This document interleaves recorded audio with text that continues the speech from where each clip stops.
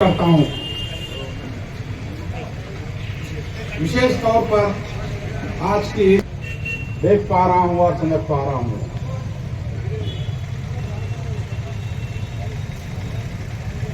हिंदू उत्सव समिति के अध्यक्ष श्री हनुमानलू जी, भारतीय जनता पार्टी के वरिष्ठ नेता सुहासिनी जी, वरिष्ठ तथा भाजपा का जिला अध्यक्ष और आप सभी को मैं अभिवादन करता हूं। आज की इस सभा के और इस एकत्रित करने के लिए आए हुए मीडिया कर्मी, प्रिंट मीडिया, इलेक्ट्रॉनिक मीडिया, सभी को मैं अभिवादन करता हूं। विशेष रूप से हमारी रक्षा में आए हुए पुलिस पाकिस्तान के स्वरूप में अभी तक तो है, लेकिन पूर्व पाकिस्तान के रूप में बांग्लादेश था। 1971 में आक्रमण कर वहां की जनता का दमन किया, उठाने के लिए मजबूर किया। छोटी बच्चियों के साथ में पश्चिम पाकिस्तानियों ने बलात्कार किया। यह स्थिति हमारे 4-5 రోజుల నుంచి 4-5 నెలల నుంచి అనేకమైనటువంటి ఇందులపై కార్యక్రమాలు చేస్తా ఉన్నారు. ఇవాళ నాశనం చేస్తూ మన హిందువులందరినీ ఖతం చేస్తూ మన పశువుల్ని, ఆవుల్ని కొట్టి కొట్టి కొట్టి పేరున నా యొక్క నమస్కారాలు. జయ శ్రీరామ్. హిందువులపై జరుగుతున్నటువంటి దాడులను మనమంతా కూడా సోషల్ మీడియాలో గమనిస్తున్నాం. పెద్దలంతా కూడా మాట్లాడుతూ అన్ని రకాల విషయాలు మన మధ్యన మనం చర్చించుకున్నాం. బంగ్లాదేశులనే కాదు, శాంతి కాముకులమైనటువంటి మన మీద ప్రపంచమంతా బాగుండాలని కోరుకునే వాళ్ళం మనం. ఎవరికి ఎక్కడ హాని తలపెట్టే వాళ్ళం కాదు. ప్రకృతిని ప్రేమించే వాళ్ళం. మనతో పాటు పక్కవాడు కూడా సుఖంగా ఉండాలని కోరుకునేటటువంటి మనకు శాంతి మంత్రం జపించడం వల్ల వాళ్ళకు అర్థం కాక అక్కడక్కడ ఈ రకమైనటువంటి ఆలోచనలు వస్తున్నాయి.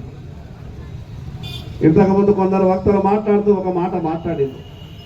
బంగ్లాదేశ్ని అక్కడ జరుగుతున్నటువంటి హిందువులపై దాడులని అవసరమైతే నరేంద్ర మోడీ గారు కొన్ని చర్యలు తీసుకోవాలని.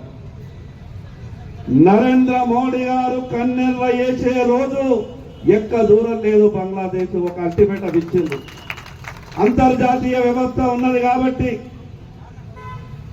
కొంత సంయమనంతో శాంతియుతంగా అక్కడ జరుగుతున్నటువంటి వ్యవహారాన్ని మీకు మీరుగా సరిదిద్దుకొని చేసుకున్నటువంటి తప్పును మీరు సరిదిద్దుకోండి అని కొంత సంకేతం ఇవ్వడానికి చేయాల్సినటువంటి కార్యక్రమాలన్నీ కూడా మనం చేస్తున్నాం. బంగ్లాదేశ్ అనేది భారతదేశానికి చిటికెన వేలుతో సమానం. 1 గంట భారత సైన్యం సమయం ఇస్తే బంగ్లాదేశ్ వాళ్ళంతా కూడా చేతులెత్తేసి మీ దేశంలో మేము కలుస్తున్నామని చెప్పడానికి 10 నిమిషాల సమయం సరిపోతుంది. ఆ రోజు ఎక్కువ దూరం లేదు. మార్పు అనేది వాళ్ళ లోపలికి రాకపోతే ఆ రోజు ఎక్కువ దూరం లేదు. కానీ కొన్ని విషయాలు మనం ఆలోచించాలి. సహజంగా హిందువులపై దాడులు జరుగుతున్నాయంటే దానికి సంఘీభావం ప్రకటించాలి. మనమంతా కూడా తరలి రావాలంటే సహజంగా దురదృష్టమో ఏమో తెలియదు, కానీ అది ఎక్కడ బీజేపీ మీటింగ్ అయితే కాదు కదా అని ఒక్కొక్కడికి ఆలోచన వస్తుంది, ఇంకొకరికి ఇంకొక రకమైనటువంటి ఆలోచన వస్తుంది. ఈ రోజు నేను ఆదిలాబాద్ ఎమ్మెల్యేగా ఎన్నికైన తర్వాత ఏ మూలకైనా హిందువుల మీద దాడి జరిగిందని తెలిస్తే నేను క్షణాలలో పోతగాని కాంగ్రెస్ కు ఓటేసిండా, కమ్యూనిస్ట్ కు ఓటేసిండా, టిఆర్ఎస్ కు ఓటేసిండా, బీజేపీకి ఓటేసిండా అని నేను ఆలోచిస్తానా? హిందువులు కూడా ఆ రకమైనటువంటి ఆలోచన రావాలా? రాజకీయాలు చేసేటప్పుడు రాజకీయాలు జరగని, కానీ హిందువుల మీద ఎక్కడ దాడి జరిగినా, ఎక్కడ అన్యాయం జరిగినా, జరుగుతున్నటువంటి పరిస్థితులను మనం ఒక్కసారి బేరీ చేసుకోవాలా. ఏ రకంగా మిగతా వాళ్ళు వ్యవహారాలు చేస్తా ఉన్నారు, మనం ఏ రకంగా వ్యవహారం చేస్తా ఉన్నాం. మనకు జాలి ఎక్కువ. ఒకడు వచ్చి మన ఇంట్లో దొంగతనం చేసిండు, భార్యాభర్తలతో ఇంట్లో వండుకొని ఉన్నారు. ఆఖరి కాడ పోయేటప్పుడు తెలియదు, మన ఇంట్లో ఉన్నటువంటి బంగారం పైసలు అన్ని కూడా ముళ్ళ కట్టుకున్నాడు. గోడెక్కి పోయేటప్పుడు మనకు తెలిసి పోయి ఆ దొంగ కాళ్ళు పట్టుకున్నాడట. ఆ దొంగ కాళ్ళు పట్టుకొని ఇంకే ప్రయత్నం చేసిండు. ఆ దొంగకు అర్థమైంది, అరే వీళ్ళిద్దరు భార్యాభర్తలు కలిసి నన్ను నిగ్గుతున్నారు, ఒక కాలు బయటకెత్తదాలు, నేను గోడ దూకి వెళ్ళిపోతా, ఇక ఏమైనా చేయాలని అది అర్థమైందట. వాడు ఏం చేసిండు తెలుసా, అన్నా నువ్వు ఏడైతే నన్ను పట్టుకున్నావో నా కాలుకు పుండైందన్నా అని గట్టిగా రేటారే, పాపం కాలుకు పుండైందట, నొప్పిందట అని ఆయన కాలింట పెట్టినాడు. కాలింట పెట్టంటాడు, గోడ దూకిండు, ఉన్న బంగారం అంతా కొనిపోయి. అంటే మన ఆలోచన ఎట్లుంటది, జాలి. పాపం ఎవరైతే తప్పు చేస్తో వాడి మీద కూడా మనం జాలి చూపేటటువంటి పరిస్థితి వస్తే మనం ఇబ్బందులు ఎదుర్కొనేటటువంటి పరిస్థితి వస్తుంది. కాబట్టి మనం అందరం కూడా ఐక్యతగా ఉన్నాం, ఇంకా ఉండాల్సిందిగా. అదే విధంగా మనం కోరుకున్నటువంటి అక్కడ బంగ్లాదేశ్ లో జరుగుతున్నటువంటి ఈ సందర్భంగా కూడా కొన్ని వ్యవస్థలకు చెప్పదలుచుకున్నాం. ప్రపంచంలో ఎక్కడో జరిగేటటువంటి వ్యవహారాలని ఈ దేశ పార్లమెంట్ లో మాట్లాడేటటువంటి మూర్ఖులారా, ఈ రోజు బంగ్లాదేశ్ లో జరుగుతున్నటువంటి పరిస్థితి మీకు కనిపిస్తలేదా? బంగ్లాదేశ్ లో జరిగినట్టు ఈ దేశంలో కూడా మేము చేయొచ్చు. బంగ్లాదేశ్ లో మీరు చేసేటటువంటి పనులను ఈ దేశంలో కూడా చేయొచ్చు. కానీ అది మంచి పద్ధతి కాదు. కాబట్టి తప్పకుండా రేపు జరిగేటటువంటి శాసనసభ సమావేశాల్లో ఈ తెలంగాణ రాష్ట్ర ప్రభుత్వాన్ని కూడా నేను డిమాండ్ చేస్తా. బంగ్లాదేశ్ లో జరిగేటటువంటి వ్యవహారాన్ని రేపు అసెంబ్లీలో కూడా నేను ప్రస్తావిస్తా. ఆ దాడులను ఈ తెలంగాణ రాష్ట్ర శాసనసభ ఖండించే విధంగా నా వంతు ప్రయత్నం చేస్తానని సందర్భంగా తెలియజేస్తూ మరొక్కసారి మీ అందరికీ పేరు పేరున ప్రత్యేకంగా భారత్ మాతా కీ భారత్ మాతా కీ భారత్ మాతా కీ.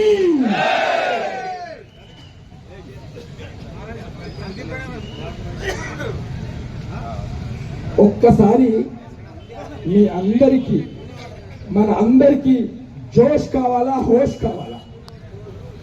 మన అందరికీ, హిందువులందరికీ రెండు కావాలి. ఒకటి జోష్ కావాలి, ఒకటి హోష్ కావాలి. మనం హోష్ మీద ఉన్నామా, జోష్ మీద ఉన్నామా చూడండి. ఎప్పుడు జోష్ లో ఉండాలి, ఎప్పుడు హోష్ మీద ఉండాలి. ఎప్పుడు హోష్ తప్పుతున్నాం, ఎప్పుడు జోష్ తప్పుతున్నాం. ఎక్కడైతే జోష్ మీద ఉండాలో అక్కడ జోష్ మీద ఉండడం లేదు. ఎక్కడైతే ఎంతనైతే ప్రెషర్, ఒత్తిడి కావాలో, ఎంత స్పీడ్ కావాలో అక్కడ ఆ ప్రెషర్, ఆ ఒత్తిడి లేకపోతే, ఆ ఘర్షణ లేకపోతే అక్కడ శక్తి పుట్టదు. ఎక్కడైతే ఘర్షణ ఉంటుందో అక్కడ మాత్రమే శక్తి పుడుతుంది. ఎక్కడ ఎంత ప్రెషర్ ఉంటే అక్కడ శక్తి పుడుతుంది. ఎక్కడైతే హోష్ ఉంటుందో, మన హిందూ ధర్మంలో జోష్తో పాటు కావలసింది హోష్ కూడా. హోష్ లో ఉన్న వ్యక్తి బుద్ధితో, జ్ఞానముతో ప్రతిదాన్ని రహస్యంగా చేస్తాడు. చేసేదాన్ని ఎప్పుడు చెప్పడు, చేస్తున్న దాన్ని ఎవడు చెప్పడు. చెప్పకుండా చేసేదే ధర్మము. మొరిగే కుక్క కరది, కరిచే కుక్క మొరగది. మీకు జోష్ ఉన్నదా, జోష్ చూపెట్టండి.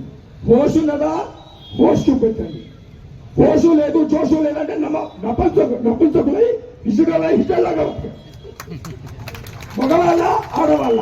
మొగోడైతే మొగోళ్ళు లెక్క బతకండి, ఆడోళ్ళు అయితే ఆడోళ్ళు లెక్క బతకండి. ఆడోళ్ళు మొగోళ్ళు లేకపోతే ఇసుక లెక్క బతకండి. అర్థమవుతున్నా అనుకుంటా. నాలోని ఆవేదన, ఆక్రందన, నాలోని ఆలాపన, ఇట్లా అంబేద్కర్ చౌక్లో మీ అందరితో ఇట్లా మాట్లాడినందుకు నన్నందరూ క్షమించి నన్నందరూ అర్థం చేసుకుంటారని, మీ వాళ్ళని ఇక్కడ పుట్టి ఇక్కడ పెరిగి 60 సంవత్సరాలు మీతో పాటు ఉన్నవాడిని కనుక, ఇక్కడ గురించి అన్ని తెలిసిన వాడిని కనుక మీ అందరూ జోష్ హోష్ ఎప్పుడు ఎక్కడ ఎట్లా ఉండాలి, ధర్మ రక్షణ కోసం ఎవరు ఏం చేస్తున్నా, ధర్మ రక్షణ కోసం నిజంగా ఎవరు ఏం చేయాలి అనేది నేను చెప్పే అవసరం లేదు, మీకు తెలుసు. నేను మీకు ధర్మ రక్షణ కోసం ఏం చేయాలని చెప్పే అవసరం లేదు, మీకు తెలుసు. నిద్రపోయిన వాడిని లేపవచ్చు, నిద్రపోయినోని లేపస్తుంది, నిద్రపోయినట్టు నటించటోని లేపుడు కష్టం. మన హిందూ ధర్మం నిజంగా నిద్రపోలేదు, హిందూ ధర్మము నిజంగా నిద్రపోలేదు, నిద్రపోయినట్టు నటిస్తున్నది. హిందూ ధర్మము నిద్రపోలేదు, అందరూ నిద్రలో తెలుతోనే ఉన్నారు, కానీ నిద్రపోయినట్టు నటిస్తున్న వాడిని ఎవ్వడు కూడా మేలుకొల్పలేడు. కనుక ఇక్కడ ఉన్న వాళ్ళందరూ కూడా మీ జీవితంలో ఇమాందార్ కొద్ది